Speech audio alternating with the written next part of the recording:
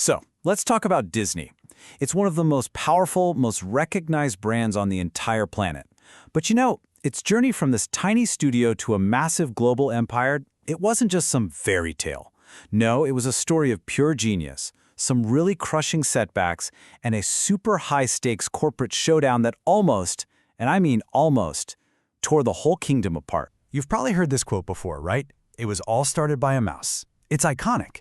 It perfectly captures that wholesome, magical story that Disney, really wants you to remember. It's the whole foundation of their brand. But behind all that magic, well, that's where you find a much more complicated story. One about big business, huge risks, and raw power. So that brings us to the big question, the real head-scratcher. How did the company that was, started by a mouse get so close to being literally dismembered in a hostile takeover? That's what we're digging into today. We're going to look at the crisis that nearly wiped Disney off the map, the pretty ruthless turnaround that saved it, and then the massive, massive challenges that came with all that success. Okay, so here's how we're going to break it all down. We'll start at the beginning, with the mouse. Then we'll dive into the kingdom in crisis. After that, we'll look at the big Eisner turnaround, unpack what we call the synergy machine, and finally, touch on an empire's growing pains. All right, first up, it started with a mouse. We're talking about the Walt Disney years, from 1923 to 1966. And of course, it all begins with the man himself, the creative genius who literally built this thing from scratch. If you look at Walt's career, it was just one massive, gutsy bet after another. I mean, think about it. In 1927, he creates this hit character, Oswald the Lucky Rabbit. A year later, he loses the rights to him. So what does he do? He bets everything on a brand new character, Mickey Mouse, and pioneers synchronized sound to make him a star. Then in 1937, he gambles the whole company on Snow White, the world's first full-length animated movie. And then again in 1955 with Disneyland. It was a huge financial risk, but every single one of these bets paid off big time. But then, in 1966, Walt dies.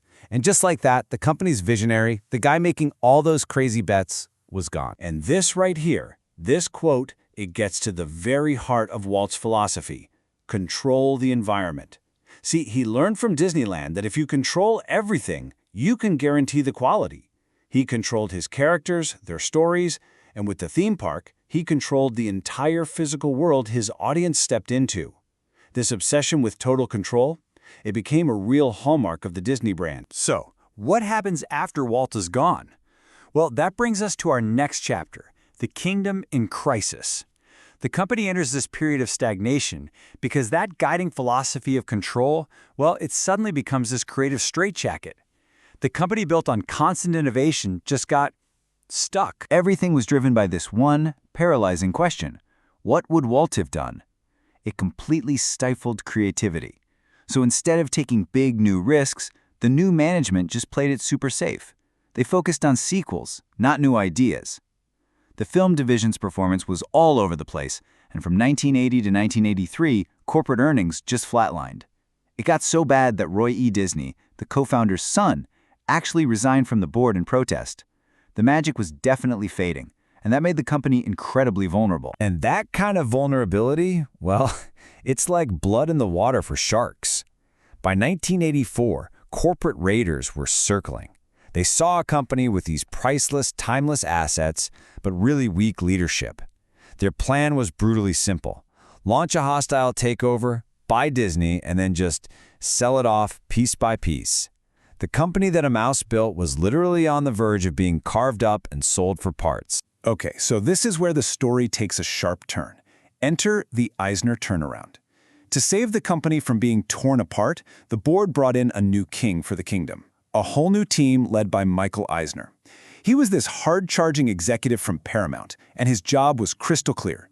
Turn this sinking ship around fast. Now, to really get how big of a deal this turnaround was, you have to see just how bad things were. By 1984, Disney's share of the entire movie box office had collapsed to a dismal 4%. 4%! They were basically a cinematic afterthought, dead last among the major studios. But then, look at this. Just 4 years later, by 1988, Disney wasn't just doing better, they were the market leader, with a 19% share of the U.S. box office. They went from the absolute bottom to the very top of Hollywood. It was, without a doubt, one of the most stunning corporate turnarounds of the entire decade. And the financial results? Just as jaw-dropping. We're talking about a 27% average annual return to shareholders for 15 years. So Eisner didn't just save Disney. He turned it into an absolute money-making machine. The big question is, how'd he do it? Well, one of the first things they did was pretty brilliant, actually. They looked at their most reliable assets, the theme parks, and realized they were way underpriced. So they started aggressively raising ticket prices, a lot. We're talking an average of 10.5% a year for both Disneyland and Disney World. And you know what? People kept coming. That fresh wave of cash was absolutely crucial for funding everything else they wanted to do. But, fixing the individual parts of the company was really just step one. The real genius of the Eisner era, the secret sauce, was getting all those parts to work together. This is what became known as the synergy machine. Now, corporate synergy. It sounds like some boring buzzword you'd hear in a business school lecture, right? But at Disney, it became a real, concrete, powerful strategy. The whole idea is that all the different divisions working together are way more valuable than each of them working alone. A hit movie was no longer just a movie. It was now the engine for everything: merchandise, home video, theme park attractions, you name it. And The Lion King is the absolute perfect example of this in action. Okay, so first, the movie comes out and it's a massive box office hit. That's step one. What happens next? Bam! Hundreds of different toys and products hit the shelves. Then comes the home video release, which becomes one of the best-selling of all time. After that, they build new rides and shows in the theme parks. And to top it all off, it becomes this smash hit Broadway musical that's still running today. See how that works? Each piece just fuels the next one. And the result of all that? Just look at that number. $2 billion. That's what this synergy machine generated from the Lion King franchise. It turned a single movie into a multi-billion-dollar industry all by itself. It was a profit-making cycle that Hollywood had really never seen before. But, and there's always a but, isn't there? This kind of explosive growth, this unprecedented success, it created a whole new set of problems. This brings us to the empire's growing pains. That scrappy underdog that everyone was rooting for had become a massive global empire. And, well, running an empire is a completely different ballgame. I mean, just look at the sheer scale of this transformation. In 1984, revenue was about $1.6 billion. By 2000, it was over $25 billion. That's more than a 15x increase. The number of employees went from 28,000 to 110,000. Disney wasn't a company anymore. It was a sprawling, incredibly complex global empire. And that complexity just got magnified by these huge acquisitions, like when they bought ABC for $19 billion. And what our source material points out is that there was an immediate culture clash.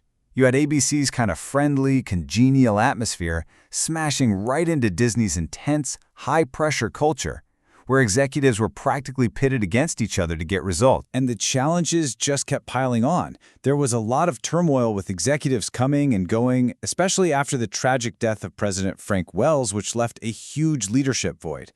The brand started facing controversies over shows and movies. Costs were soaring. I mean, Tarzan's budget hit $170 million. And inside the company, people started talking about a combative culture and an autocratic management style, which led to even more talent leaving. And this quote from Eisner, it says it all, really. If you aren't tough, you just don't get quality. That toughness is exactly what powered the amazing turnaround, no question. But here's the paradox. As the company got bigger and bigger, that same skinny kid on the beach mentality started creating all this friction. It started driving away the very creative talent they needed. Which raised a really tough question. Was the style that saved the kingdom the right one to rule the empire he had built? And that leaves us with this final, really essential question from our source material. Can a $25 billion enterprise be creatively run by a single person? It was the challenge Disney was facing head-on back then. And honestly, it's a question that every single massive creative company still wrestles with today. How do you hold on to that spark, that magic that made you great in the first place, when you've become just too big to manage the way you used to?